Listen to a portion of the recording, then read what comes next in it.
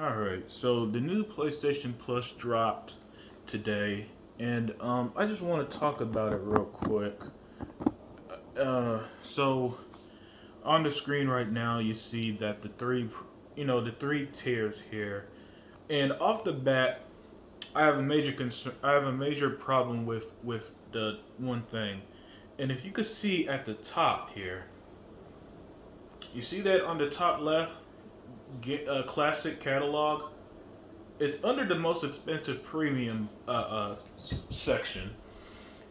I'm gonna be honest with you. I don't think backwards compatibility should be locked behind a paywall. That to me is absolutely ridiculous. And unless you badly want to play these games, I'm gonna just straight out say it. I don't think you should upgrade to the most expensive version. Just out of principle. Now it's your money, so do what you want. And if that's what's going to drive you to it, the classic catalogs be my guess. But I think that off the bat, I think that is a major issue.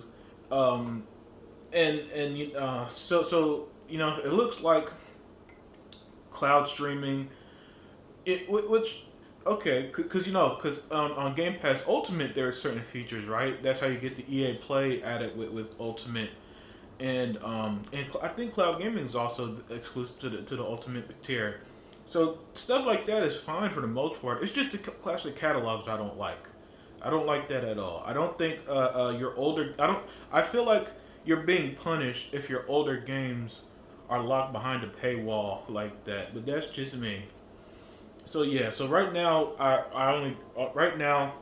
Since if you don't know, quick backstory. My brother gave me his PS5 a week ago or so, a couple weeks ago, and he had PlayStation he had PlayStation Now or something like that until 2024, and right now it's only the essentials.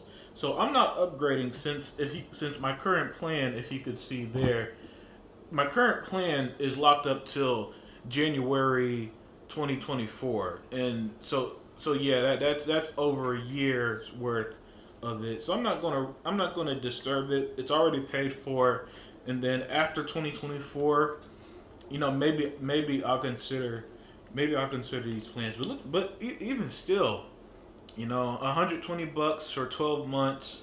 Uh, so right now there's a day one special, $95 to upgrade for a year and stuff. So one payment, because if you pay monthly, it'll be $18 a month if you want to wear. That's why they're specifically showing, um, your next, your payment date. But yeah, I'm personally as of now, since I prefer Xbox and all that. I'm going to just keep the extension plan and just keep it as it is because it looks like you lose out games catalog. Okay, so with Essential, do you not get the library of games either? I guess that's disappointing. I thought Essentials was the equivalent of the $10 Game Pass, but it looks like it's not even that. It looks like it's similar to Xbox, just having Xbox Live. Uh, so yeah, so looking here, so everything that comes. Oops, let's go back. Yeah, everything that comes. So share. So it looks like you need. So you get. Oh yeah, paying for cloud storage. That's also bullshit. It should also be free like it is on on Xbox and stuff. So I don't like that either. But other than that, so the basic one is your basic is the equivalent of having Xbox Live if you're on Xbox, right? So it looks like it's your a standard online service, which a little bit unfortunate because I thought it would have would have gave you this game catalogs here too, but it looks like you got to upgrade for that. Now the let's see if there's an all games section here. So yeah, okay. So at least there's the Ubisoft classics on the PlayStation. On the second and third tier. So that's cool. I'm a big fan of Ubisoft, so I think that's a great addition to PlayStation Plus. That's a positive. Ubisoft Class Plus added. You know, your Far Cries and Watch Dogs. Now, geez, I own so many of those games already. But yeah, so that's cool. Okay, I like that. I like that Ubisoft is added with it. And you know, so you got some classic games. Now, unfortunately, specific with the PlayStation games, they'll be download only. I mean, yeah, streaming only. Streaming. You can't install it to your console like say a 360 or OG Xbox on the Xbox Series. So that's the one negative. But at least they gave you some some games here. You know, Arkham, which is actually backwards compatible on Xbox. Yeah, so at least at least if you want to play some older PS3 games, you got some solid stuff here. So a lot of these games are backwards compatible on Xbox right now. So that's kind of my caveat, and that's why I don't like the idea of paying for these classic games. Right? It's because if you come from a platform where you could just pop, if you own these games already, you could just play them. And I'm seeing a lot of games that are playable on Xbox already. I'm not going to sit here and tell you to pay extra for something that you could just play for free, basically, if you own it already on another platform. But that's just me. All right. So, so, you know, oh my goodness, specifically remasters, huh? Okay. Well, there were a lot of remasters last generation, so uh, uh, actually, that's actually a smaller list than I was expecting. So the remaster section, the PS3 section was good, even though I don't like having to pay extra. That one was not. And so here are some other classics. Again, you got to pay for the higher tiers for. And again, you see this one is specifically the premium, which I think is even the most ridiculous. Cause it'll be cool to play Ape Escape, right? It'll be cool to play some of these games. Rise of the Kasai. So these are like the PS2, PSP, PS1 era games, and they're locked behind the highest tier. And I know Siphon Filter had some hype behind it. And so if you're willing to pay for it, not great, but I'm not going to cry over having extra games to play. But it's just the fact that you got to pay the $18 a month or $120 a year, whichever way you choose to pay for it, version, and that's really my biggest issue so far. And then the must plays are your usual PlayStation stuff, Guardians of the Galaxy, games that you actually will find on Game Pass and some of the PlayStation stuff as well. So that's cool. That's cool. And so you get a combination of PS4 and PS5 games here. So at least the number, at least you got some good stuff here. Now, do I think it's as good as Game Pass? Personally, no. But it's also this is why competition is good, because because you're gonna find stuff here just by default of being PlayStation, not Xbox. While you're not gonna get, say, a Starfield or a Halo on here, you're gonna get a Days Gone, you're gonna get a Shadow Colossus, you're gonna get Detroit that aren't available on Xbox. So I think that's where the positives come. Like for example, Fallout 4. I would rather play the Xbox version of Fallout because it has FPS boost. But if you're a PlayStation fan and this is how and you want a subscription service like this, there you go. So and number of games here are pretty solid.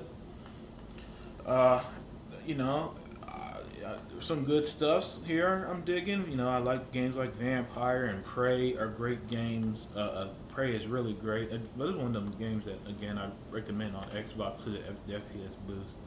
And like now I wonder, and I'm going to try to figure this out. I wonder if you get discounts. Now here's one thing, because on Game Pass, you would get a discount, a 20% discount on pretty much every game on the service, except for like brand new games that hit day one. I think those would still be full price. But for example, Pillars of Eternity on Xbox would be on sale. And matter of fact, let me let me pull.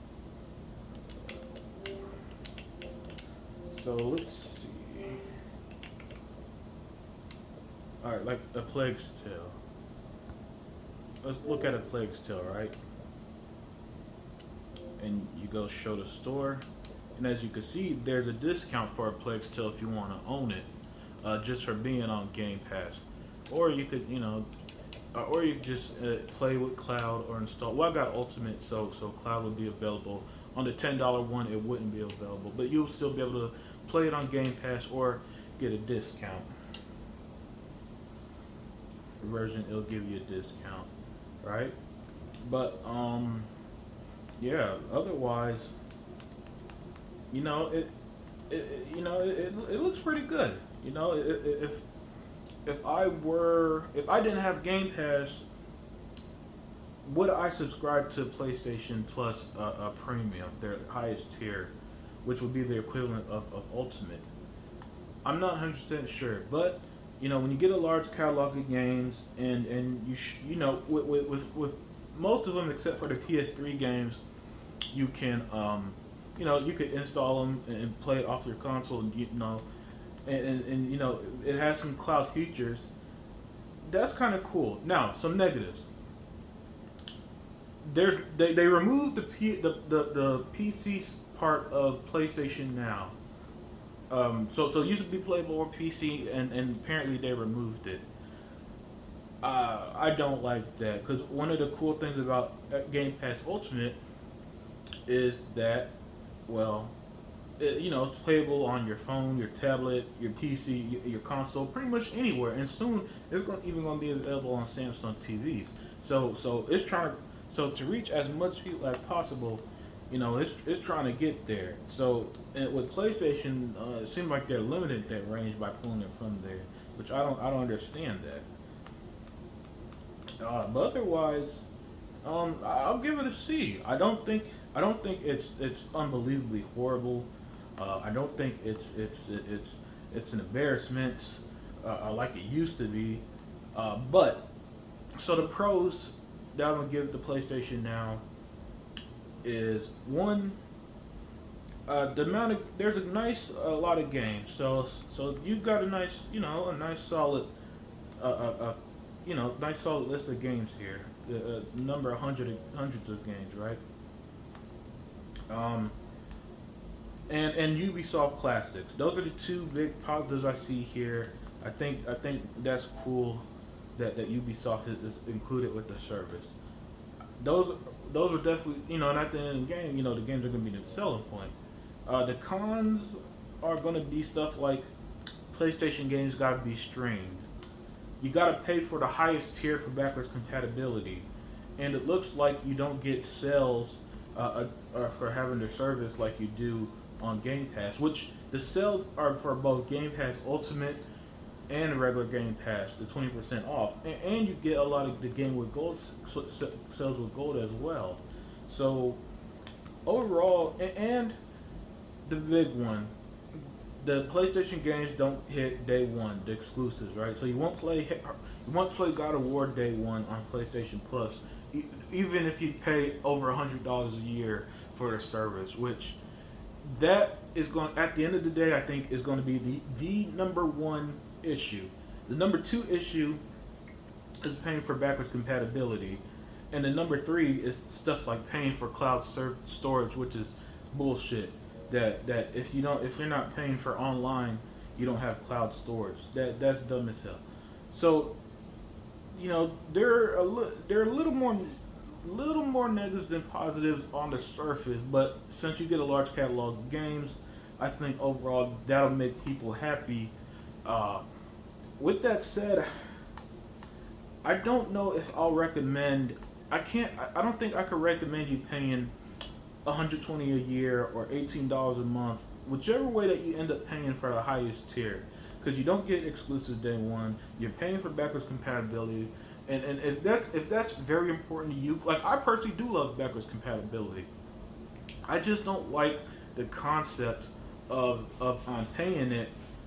I gotta pay to use a feature that's accessible somewhere else, right? So maybe you're not as militant about it as I am. If not, okay, there's a plus because that's only available on the most expensive for those classic games, which is again I think it is bad.